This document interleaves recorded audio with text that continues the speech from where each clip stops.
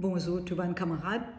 Je peux adresser ce podcast à un membre d'un syndicat et aussi à un dirigeant syndicat pour d'abord, tirer sa peau que le mouvement syndical, en général, tout les dirigeants, il prend position, ça fait bien important, qui pas tout le temps un syndicat ou bien fédération capable de réussir à prendre position. Je peux cause dans le cadre une série d'affaires. Et un penchant, naturellement, ça nous connaît. Il n'est pas trop difficile pour prendre position, mais la position d'un syndicat est extra précis et bon, et qu'une unification peut venir côté programmatique. En même temps, nous trouvons que les membres syndicat et l'exécutif et les délégués, tout venus dans sa immense manifestation qui tient samedi dernier. Alors, dans ce moment-là, nous finissons trouver que le syndicat aussi prend position sur les autres points. Par exemple, contre le génocide dans Gaza. Parce que beaucoup de syndicats, vous êtes membres dans une fédération qui travaillaient dans Gaza, ou bien les autres, la ville, les villages dans Palestine en général. Et un syndicat professeur, vous connaissez professeur dans Gaza qui peut souffrir. Et un infirmier qui connaît qui infirmier peut souffrir dans Gaza. Alors ça, deuxième point côté de la corité. Troisième, il y a la corité pour ferme base Diego et pour refuser ça la monnaie du sang qui est britannique. Censé peut offert. Alors nous pas d'accord avec ça, ni nous dans la lutte, ni ben syndicat. Et aussi avec ça, la guerre d'agression qui l'Amérique et Israël conjointement fait contre l'Iran et peut continuer à faire ça, peut venir bien dangereux à ce là même comme on peut causer. Mais dans ce moment-là, déjà il y a la corité contre ça, la guerre d'agression là. À ce là qui vient grave, comme nous connaissons dans Grande-Bretagne, il y a un nouveau premier ministre et il finit de dire il donne la corité pour servir base Diego pour une attaque contre l'Iran. Et il appelle ça une attaque défensive qui n'a pas existé. Il montrait qu'un grand l'empire britannique américain peut devenir ridicule pour venir avec un argument aussi bancal comme un enfant primaire, tu es capable d'inventer quelque chose de meilleur. Mais dans ce moment-là, quand il vient dangereux et quand il concerne syndicats, membres syndicats et classe travailleur en général, c'est tout ça ces affaires-là liées. Nous prenons ça la guerre, l'Amérique et Israël contre l'Iran. Mais l'Iran est obligé de riposter. Alors, il riposter dans des façons qui concernent nous. Et concernent nous et classe travailleur directement. Première façon de faire, c'est augmentation de prix. Tout le monde mange des bases, fin augmenter, mais à ce là à cause de fertilisants bloqués, à cause des trois d'hormones bloqués, mais tout manger pour augmenter plus encore.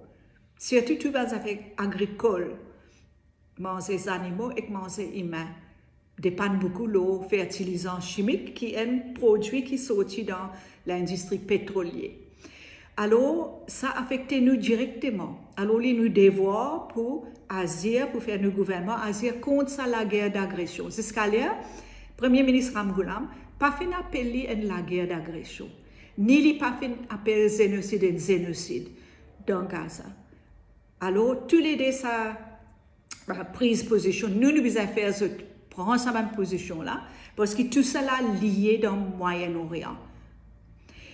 Deuxième façon qui nous affecte directement, c'est à travers héberges et bases militaires américaines. Vous pouvez remarquer que quand l'Iran si bien attaque depuis l'Amérique et Israël, la seule façon de riposter bien, c'est riposter contre sa base américaine qui nous fait comme un cercle autour de lui, vis-à-vis lui, dans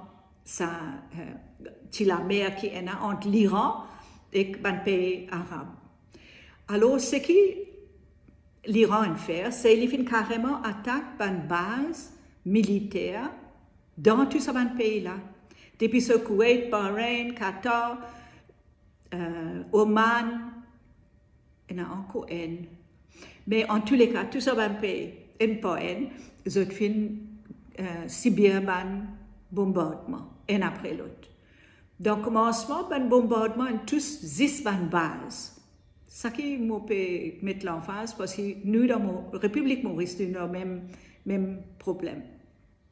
À ce là quand les États-Unis commencent à attaquer l'infrastructure civile dans l'Iran, en fait, ce qui commence depuis le premier jour, tous ces enfants, 168 enfants de l'école primaire, dans un bombardement dans Téhéran. Premier jour de la guerre, jour qui tue chef d'État et tout ce ministre, tout ça.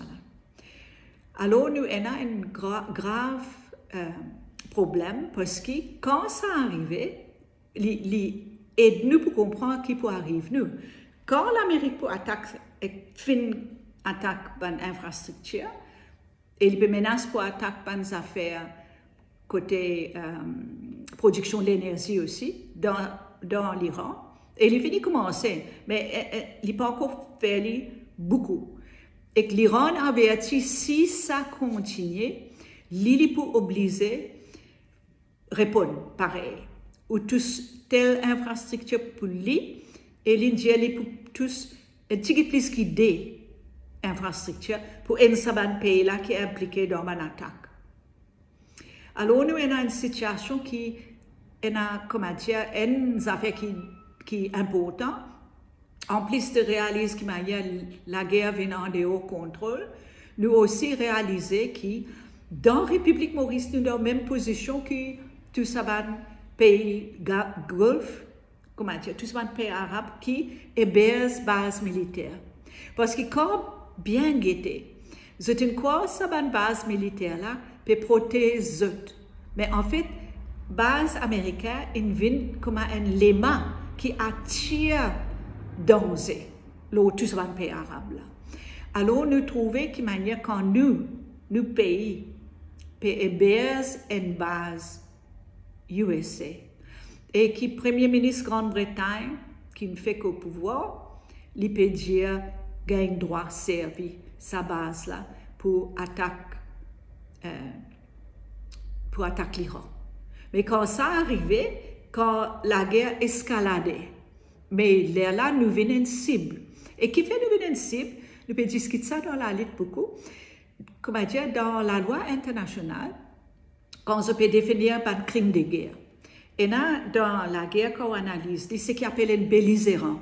Ça veut dire, un belligérant, c'est un parmi les acteurs qui est capable, dans la guerre là, commettre un crime de guerre, un crime contre l'humanité. Et là, il aussi définir un complice. Et du monde qui héberge une base dans un pays pour un pays qui est un pays qui peut amener la guerre d'agression, comme l'Amérique et Israël peut faire, quand nous hébergeons base américaine, nous complices dans la guerre d'agression. Ça veut dire, nous pays peut exposer nous ministres, nous top service civil qui donne conseil à poursuite après ça la guerre là. Parce qu'il pour un règlement des comptes légal parmi tout le monde qui n'a pas envie que sa qualité la guerre là continue parce qu'il est dangereux. Nous avons des pays qui ont une bombe nucléaire. Les États-Unis qui nous connaissent, Israël qui prétend n'y pas, mais tout le monde connaît les contre l'Iran. Et l'Iran a subi des sanctions depuis combien d'années. Alors nous pouvons héberger une base pour un pays qui peut illégalement agresser un autre pays. Mais il est grave pour nous. Alors, qui fait on peut dire ça en long et en large? Parce que quand nous pouvons, par exemple, nous envie garde pension, il est bien important pour garde pension, oui. Mais nous sommes capables de perdre tous nos valeurs, tous nos pensions, et valeurs, pas juste tous nos pensions, mais aussi tous nos salaires. Si ça, la guerre là continue, et nous trouvons qu'il besoin d'évaluer l'argent, Maurice, nous capables, trouve nos salaires et que nous pensions coupe en deux. Ça se danser si sa qualité d'affaires là continue. Alors nous, on a un devoir, en même temps que nous mobiliser les affaires pension, comme pension lui-même, pour faire un petit peu plus large.